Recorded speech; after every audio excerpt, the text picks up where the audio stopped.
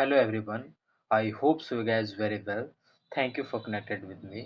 So guys आज हम बात करेंगे क्लास 11 का मैथमेटिक्स कॉम्प्लेक्स नंबर। ये पार्ट 2 है। पार्ट 1 आपको इंट्रोडक्शंस पार्ट बता चुके हैं और आज का जो मेरा सेशन है वो इंट्रोडक्शंस पार्ट 2 है। ये भी इंट्रोडक्शन चलेगा और पार्ट 1 में भी इंट्रोडक्शन पार्ट दिया गया है।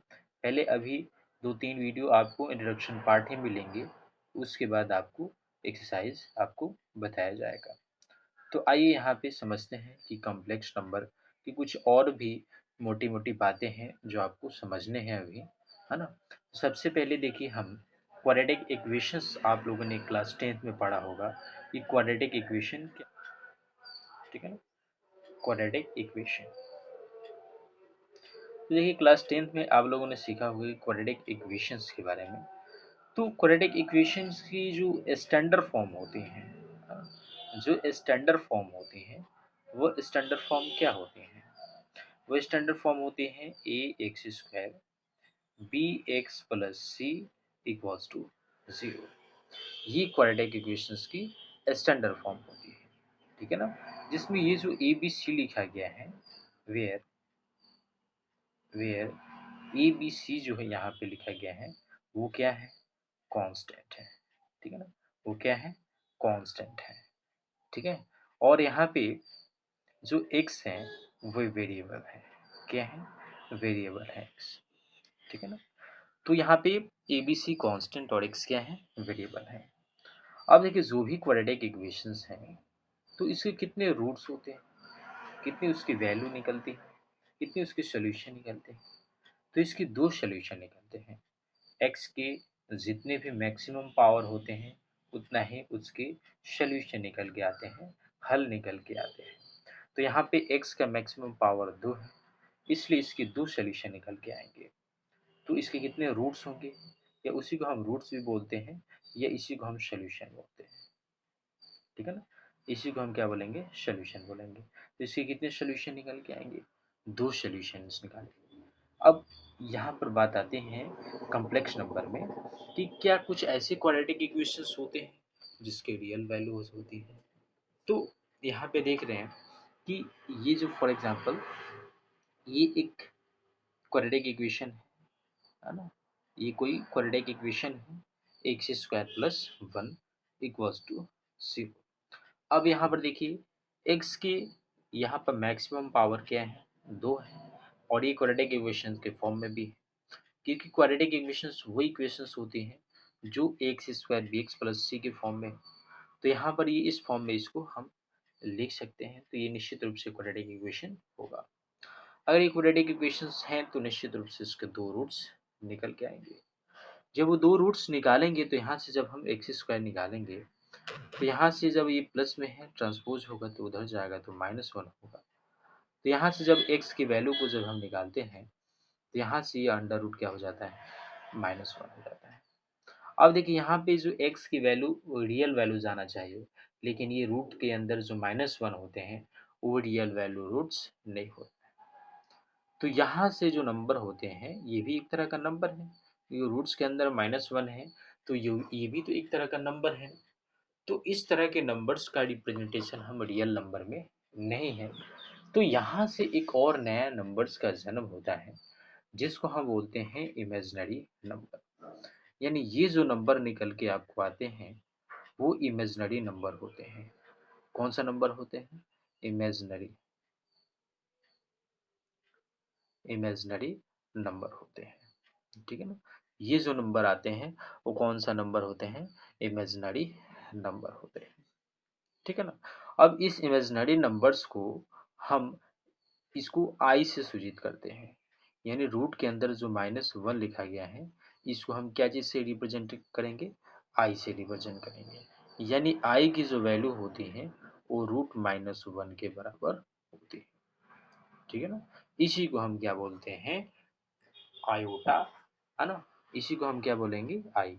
यहाँ पर जो आई लिखा गया है इसको हम क्या बोलेंगे? आयोटा, ठीक है ना। इसको हम क्या पढ़ेंगे? आयोटा। अब यहाँ पर देखिए अगर आई स्क्वायर की वैल्यू अगर निकालते हैं तो आई स्क्वायर की वैल्यू क्या निकल के आएगी? तो आई को हम दो पार्ट्स में लिखेंगे, है ना। तो रूट के अंदर -1, ये भी रूट्स के अंदर -1। जब इसको मल्टीप्लाई करेंगे ये -1 और इंटू में हो जाएगा -1।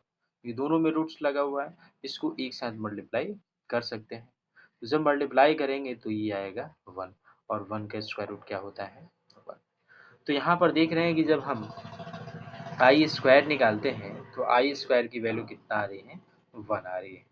ठीक उसी तरह जब हम i3 निकालते हैं तो i3 को हम आई स्क्वायर इंटू आई लिख सकते हैं, ठीक है ना।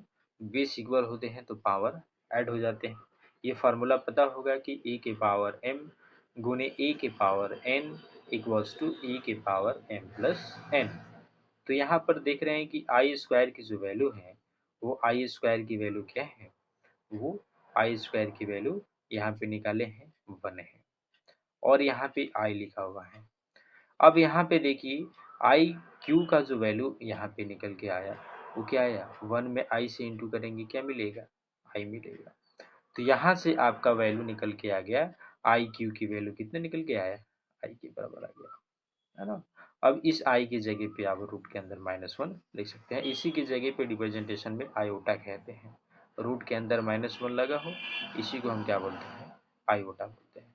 मतलब आई की जगह पे हम ये √-1 की आयोटा लिखा जाता है, ठीक है ना। तो यहाँ से मैंने आई क्यू का वैल्यू कितना निकाला है, ये आई निकाला है। ठीक उसी तरह हम आई की पावर 4 भी निकाल सकते हैं। तो आई की पावर 4 जब निकालेंगे तो इसको हम दो पार्ट में लिख सकते हैं, आई स्क्वायर इंटू आई स्क्वायर। और आई स्क्वायर की वैल्यू यहाँ पे निकाले हुए हैं 1 इंटू 1 होता है, यानी 1 होता है। यानी आई के पावर 4 की वैल्यू क्या होती है 1 होती है। यानी अगर आई के पावर 8 निकालना होगा तो आई की पावर 8 निकालने के लिए हम इसको दो पार्ट में लिख सकते हैं, आई की पावर 4 की पावर 2। जब पावर से पावर में इनटू कर देते हैं तो आपको आई की पावर 8 आ जाता है। तो यहाँ पर देखिए आई के पावर 4 की वैल्यू यहाँ पे निकाल चुके हैं, कितना आता है 1 आता है, और पावर में 2 है तो 1 का स्क्वायर जब हम करते हैं तो 1 आता है।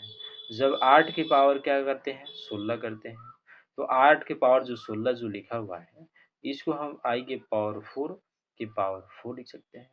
तो यहाँ पर देख रहे हैं कि आई की पावर 4 की जो वैल्यू होती है वो 1 होती है, और पावर में 4 है तो आई की पावर 4 की वैल्यू क्या निकल के आएगी 1 निकल के आएगी। तो यहाँ से देख रहे हैं कि आई की पावर 4 और n के मल्टीपल में कोई भी नंबर, यहाँ पर n की जगह पे कोई भी नेचुरल नंबर्स का कोई भी यहाँ पे नंबर रखें तो उसकी वैल्यू क्या निकल के आएगी 1 निकल के। हमेशा इस बात को ध्यान में रखेंगे कि आई के पावर 4 n के फॉर्म में कोई भी नंबर हो उसकी वैल्यू क्या निकल के आएगी 1 निकल के आएगी, ठीक है ना। अगर यहाँ पर आई की पावर क्या लिख देते हैं 25 लिख देते हैं, हम आई की पावर 25 निकालना चाहते हैं कि आई की पावर 25 क्या होगा, तो आई की पावर 25 को हम क्या लिख सकते हैं, इसको हम लिख सकते हैं 4 आई की पावर 4 और इसके मल्टीपल में लिखिए तो ये क्या हो जाएगा 4 6 जा 24 होगा, 4 6 जा 24, और इनटू में हम आई लिख सकते हैं। अब देखिए यहाँ पे आई की पावर 4 की वैल्यू क्या होती है, तो आई की पावर 4 की वैल्यू 1 होती है, और पावर में कितना है 6 है, और इंटू आई।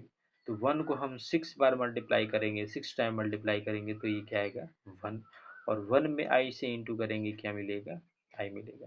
तो यहाँ पर आई की पावर 25 की वैल्यू कितनी निकल के आई आई निकल के सॉरी हाँ आई की पावर 25 की वैल्यू कितनी निकल के आई 1 निकल के। तो यहाँ से आप आई की पावर में कुछ भी रखें, अगर वो 4 से डिवाइड करके उसको पावर के फॉर्म में ऐसे ही लिख दें, अगर उसकी वैल्यू को अगर आई के पावर में कुछ भी हो, आई की पावर में कुछ भी मल्टीप्लिकेशन उसकी वैल्यू क्या होगी 1 होगी। उसके बाद जो भी उसके सोल्यूशन आएगा वो आसानी से बहुत छोटा इक्वेशन आपको छोटा आयोटा के फॉर्म में देखने को मिलेगा। तो आई होप आज का जो वीडियो है आपको समझ में आया होगा, वही वीडियो एक्सरसाइज बनाने में बहुत ही हेल्पफुल होगा। तो आज के लिए इतना ही रहने देते हैं, बाकी की जो सेशन है जो वीडियोस हैं जो टॉपिक है उसको नेक्स्ट वीडियोस में आपको किया जाएगा। Thanks for watching this video, thank you.